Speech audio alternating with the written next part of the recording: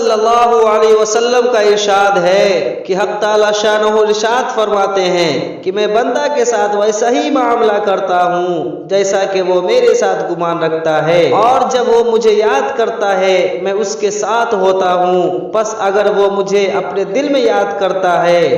تو میں بھی اس کو اپنے دل میں یاد کرتا ہوں، اور اگر وہ میرا مجمع میں ذکر کرتا ہے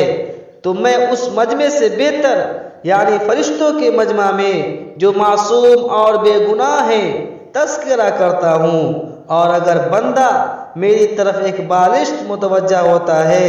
تو میں ایک ہاتھ اس کی طرف متوجہ ہوتا ہوں، اور اگر وہ ایک ہاتھ بڑھتا ہے تو میں 2 ہاتھ ادھر متوجہ ہوتا ہوں، اور اگر وہ میری طرف چل کر آتا ہے تو میں اس کی طرف دوڑ کر چلتا ہوں۔